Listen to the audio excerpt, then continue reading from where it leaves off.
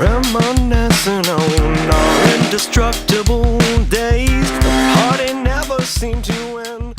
Hey everybody, today we're going to be talking about the dual catch can kit offered by Radium Engineering for the 10th generation Civic Type R. Now Radium offers a catch can kit for both the CCV and PCV side of the engine. You can choose to buy either of these cans individually or together as a dual can kit like I have today. Now the point of a catch can itself is to basically intersect either of the hoses on the PCV or the CCV side and catch the oil that is suspended in the vapors coming through the air in those systems, and the can allows that vapor to come in, slow down, and condense, and let all of those unburnt fuel, oil, and whatever other crap is in the air drop out of suspension and collect in the bottom of the can for you to take out and dispose of later. Now, if you didn't have a catch can in your system, all of the oil and unburnt fuel and the vapor that's going through those lines just enters the engine and gets burned off in the next combustion cycle. It's generally not harmful to an engine. Auto manufacturers have taken into account that blow-by does occur, and engines can definitely withstand a certain amount of that entering the system over its normal intended life. Now, if you drive the car very hard or you track it, or if you just want to take an extra step of precaution to make sure that you don't have all of those contaminants going back in your engine and causing buildup and slime inside of the cylinder walls, you can install a catch can, and that collects all of that contamination.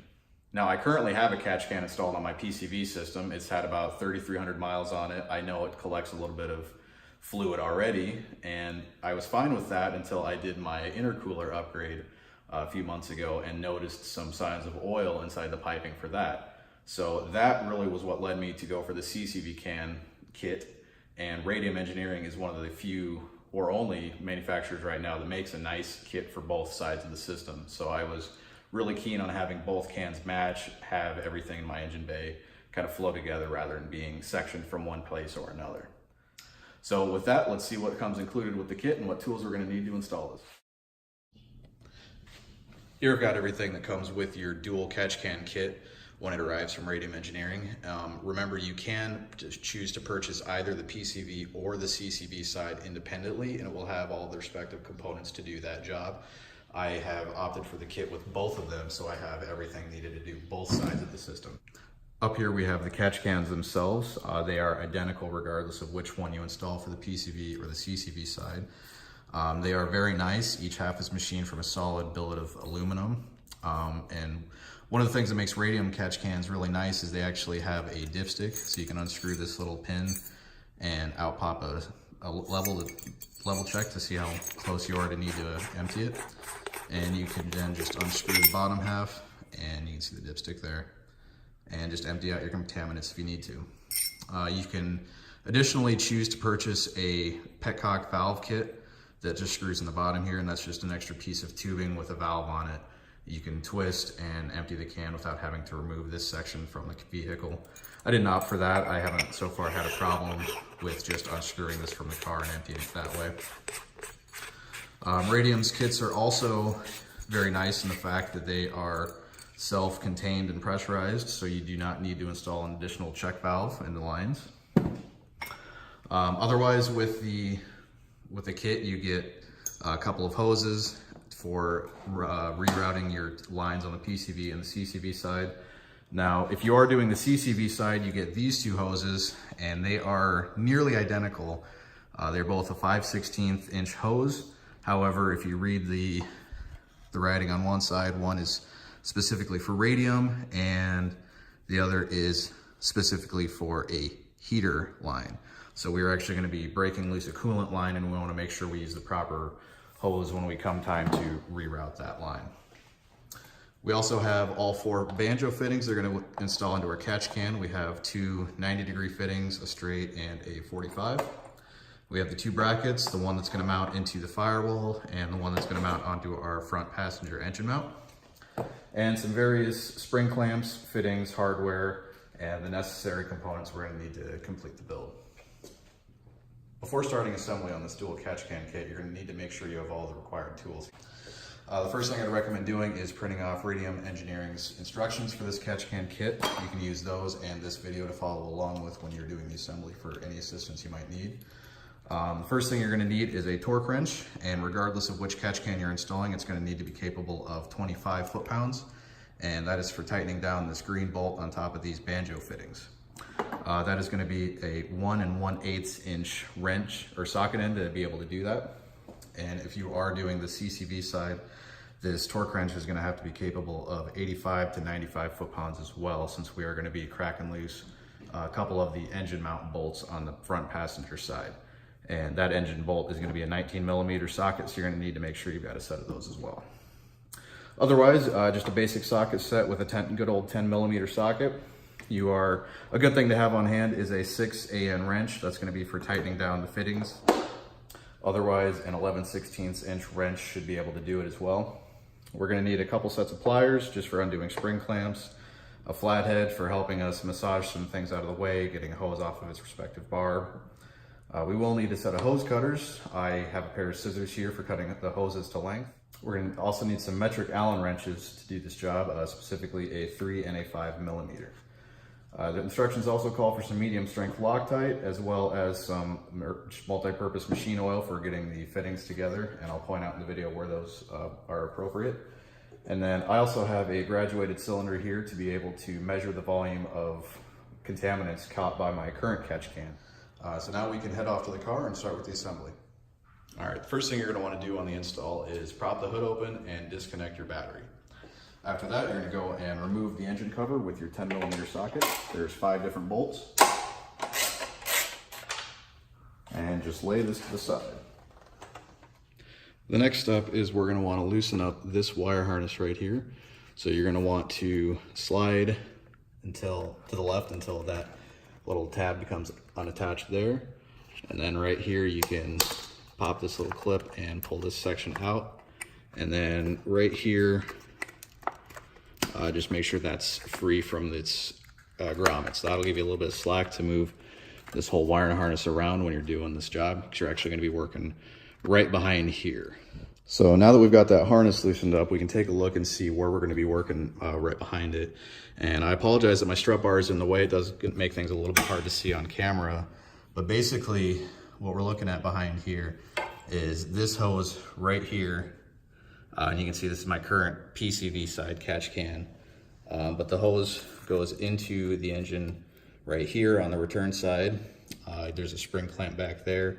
And on the stock system, that hose just routes straight down to where you can see that spring clamp right there in the center of the screen. So right now, since I have the catch can installed, that line routes up into the can itself and then back over into the engine. What I'm going to go do now is undo the spring clamps at either end of the engine block, and this would be the same as pulling out the stock system, or the stock hose. So I'm going to leave my hoses attached to the catch can and just undo the other ends. So I actually had to take off my strut bar and disconnect it on the side. It is very tight that you're getting the lower spring clamp off the hose on the bottom side. They are both off now, so I can proceed to removing the bracket that holds where we're going to be bolting this catch can into. The first step is undoing 2 10mm bolts right here.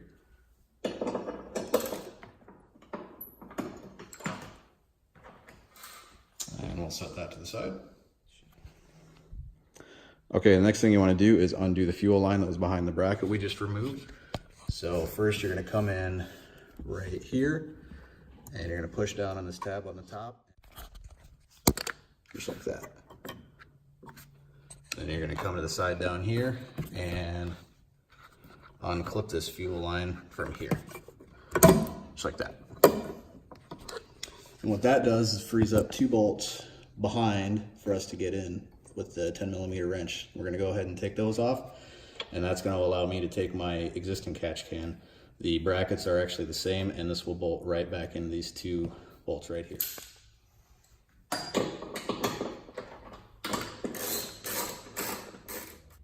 So with those 2 bolts undone, we can leave the bracket holding the fuel line just where it is, and I can pull my catch can right out of the engine bay.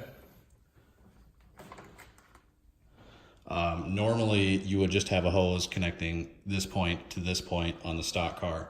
I left these hoses on just to pull everything else off in one shot. So the first thing you're going to want to do is get one of your catch can lids here and attach it to this bracket. This is the PCV side bracket. You're going to want to set it on top of the can and insert these 4 Allen head screws with 3mm Allen head wrench, and you're going to apply just a little bit of medium strength Loctite on each of these screws to hold them in place.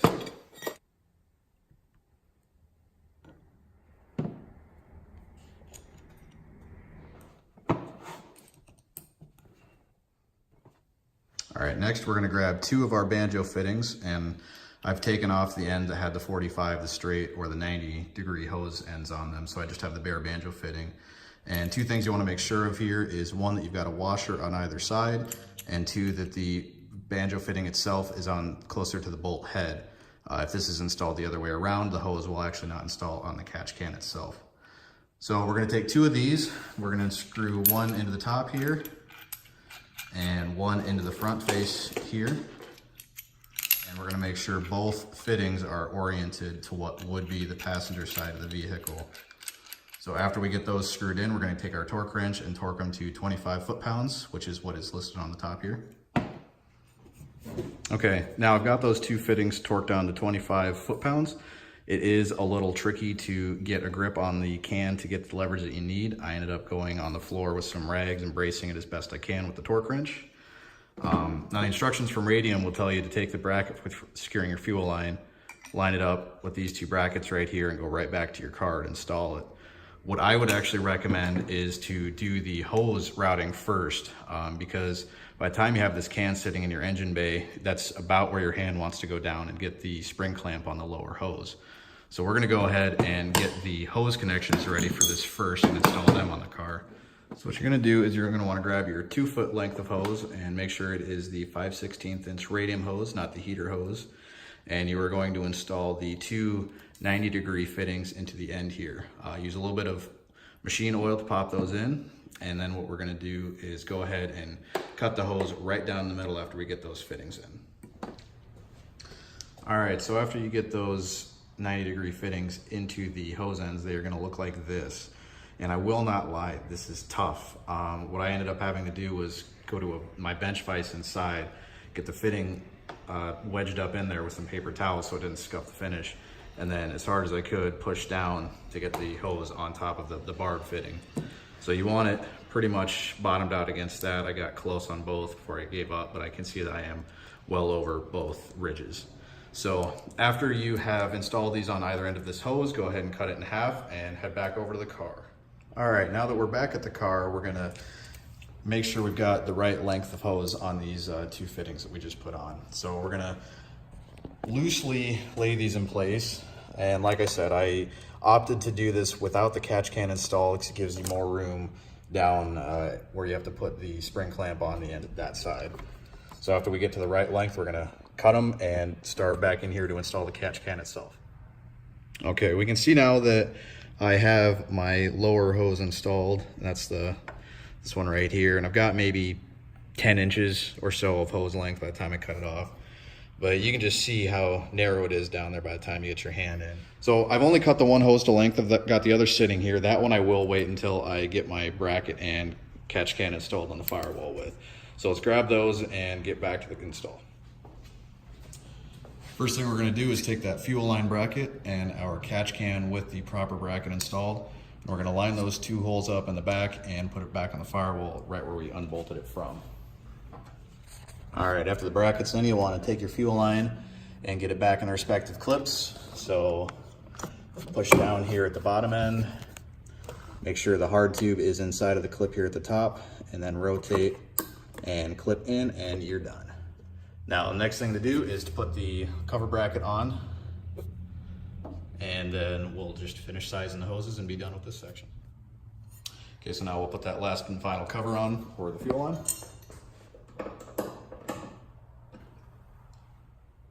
All right, now that everything's installed on the vehicle, we're gonna take our hose that we already have connected to the lower side and screw it into the port on the top. We'll just loosely assemble that for now. And then we're gonna take our remaining hose and screw it into the fitting on the front. And then after this fitting is loosely on, so you've still got some room to play with it, you're gonna size it and cut it to length. All right, we've got both hoses routed for the catch can now. I have my upper hose routed as such. I've got maybe 6 to 7 inches of hose length. You'll wanna make sure you've still got a little bit of play in both of them to allow for normal engine movement. But now that they're loosely in place, you're gonna wanna orient these fittings to make as smooth of a hose routing as possible. Tighten down everything with your 6N wrench. These fittings on both 90-degree banjo fittings. And then we're gonna clip the wire harness back in place, put this tab back in, get our clip back here, and put the harness back in. And there is the finished PCV side Radium Engineering catch can. Don't forget your dipstick if you haven't already put it in. I seem to have a really tight clearance between this threaded stud and this fitting on the catch can itself. I might recommend someone orient this fitting maybe 10-15 degrees more towards the front of the car. The instructions said to have it pointed about directly towards the passenger side, but it was hard to keep in place with the torque wrench, so mine might have spun a little bit in that case. Just something to think about when you are doing the install. And that completes the PCV side, and we will start on the CCV side catch can install now. Okay, to start off with the CCV side, you're gonna take your remaining catch can here, and just like the other one, you're gonna put just a dollop of medium strength thread locker for these 4 Allen heads. Then you're gonna take your engine side mount bracket and mount it just as so. So all of the cutouts and indentations go towards the bottom.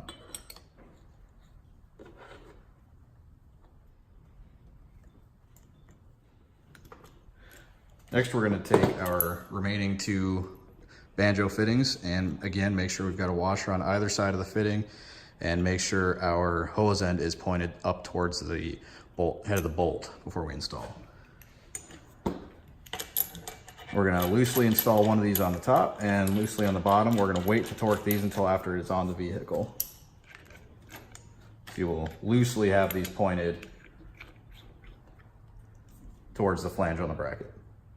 And that's about all we can do on the bench here. Okay, now that we're back in the engine bay, the first thing you want to do when installing the CCV catch can is break loose these front 2 engine mount bolts with the 19mm socket.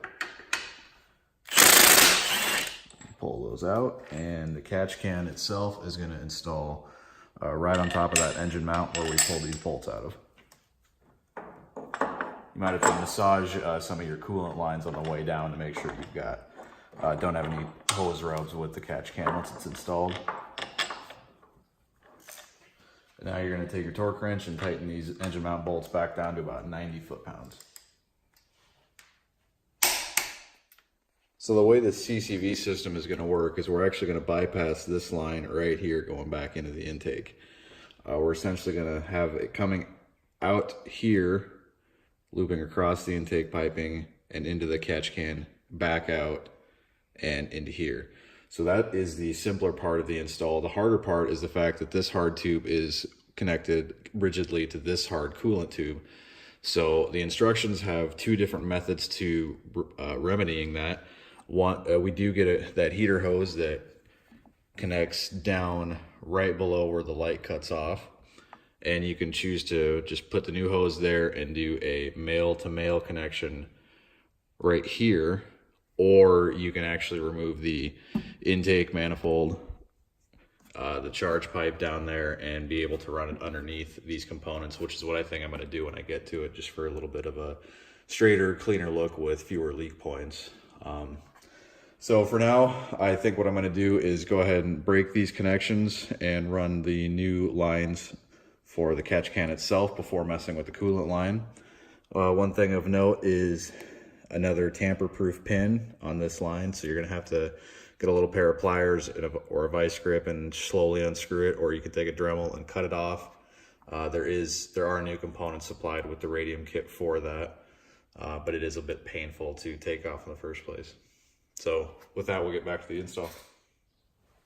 So the first thing I'm actually going to do is install these 2 hard tubes right on top of the intake manifold here. So Radium does supply set a couple of bracket pieces. So you've got two different sizes here. I'm actually gonna install this way. One of them is a little bit thicker of a standoff. And we're gonna be replacing these two 10mm bolts with supplied 5mm Allen head screws. So we'll go ahead and get those installed.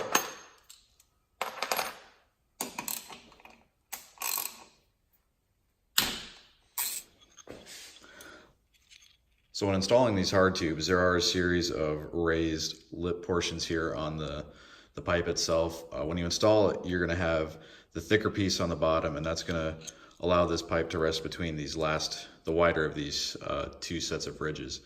And then the top piece will clamp on just like that. It is a little bit finicky with all the different loose pieces. What I'd recommend is putting it all together kind of like so, and then setting the whole assembly once you have all the other pieces onto the pipe itself and screwing it down.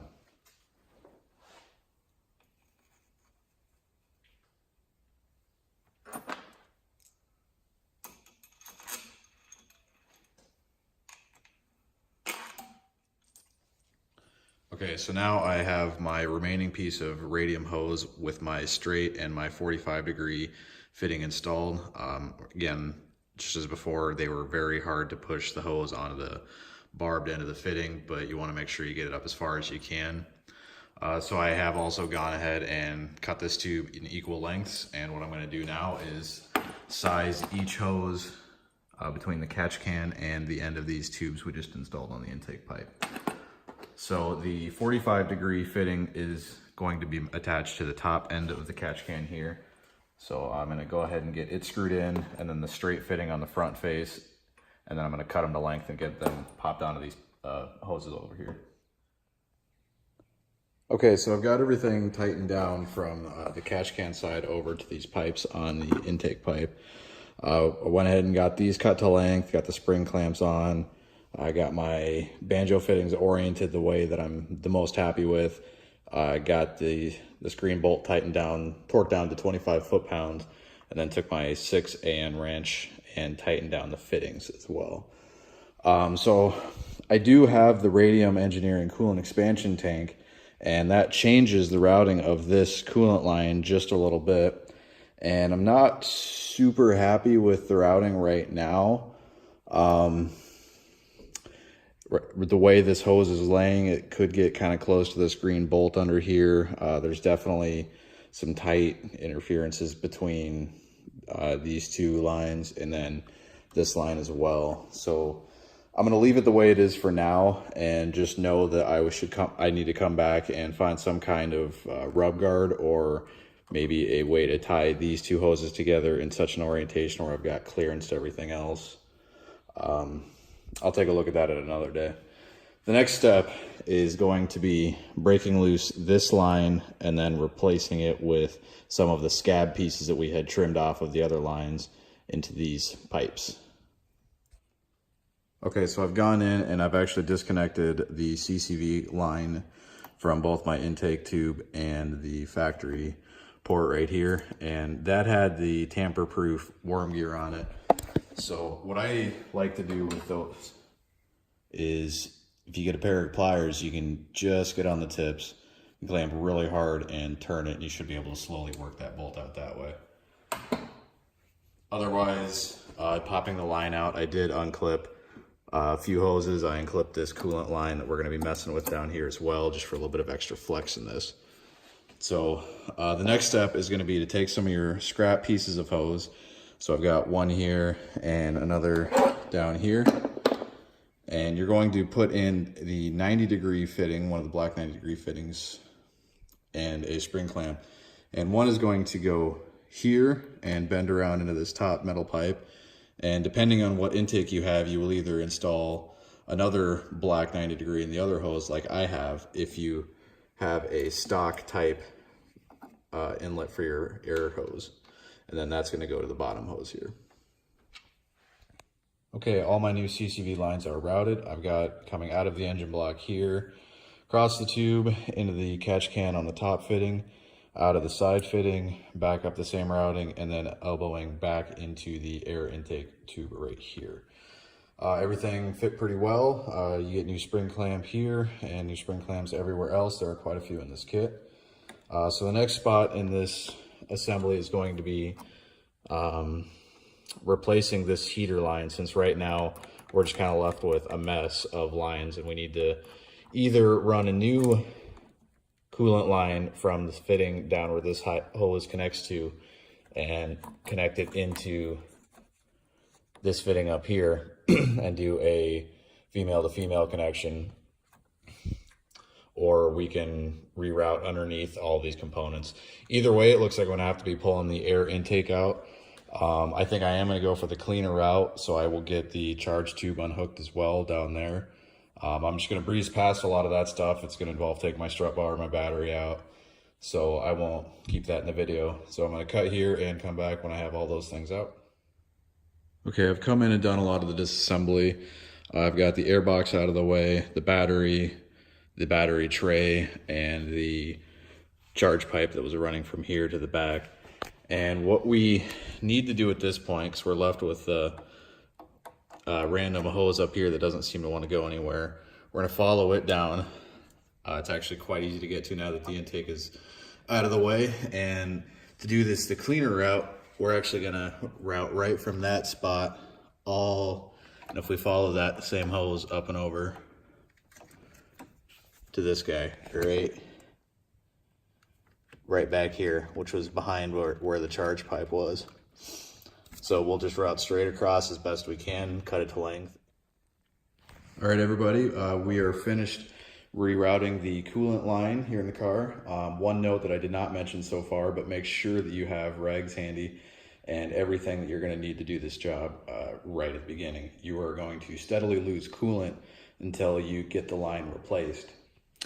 So as we mentioned before, this line right here is now running straight back down into this port. Now, I actually cut the one from Radium just ever so slightly short, and based on the bend of this, I wasn't able to make it work. However, what I was able to do was use the original stock hose that I believe was draped around the back side here. And it actually already had a nice 90-degree formed bend in it, and was able to route nicely to the back and allow me to hook up the way I've got it here. So I'm pretty happy with the way this turned out, even though it's not the official parts from Radium. If you choose not to get into the amount of work that is disassembling everything on this side of the engine, these parts they supplied will just plug in right with the stock hose about right here, and that works just as well.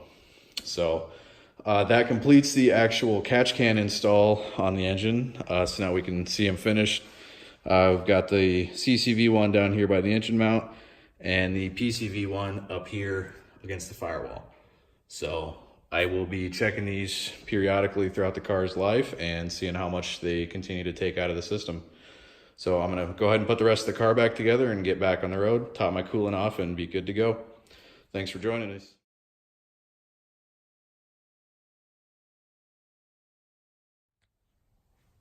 Well, here we have it. This is the oil I just dumped out of my PCV catch can. If we look there, I've got just under ½ an ounce, which is what I had last time I had changed it. So I've gone 3,300 miles and had about a full ounce that has been kept out of my engine bay.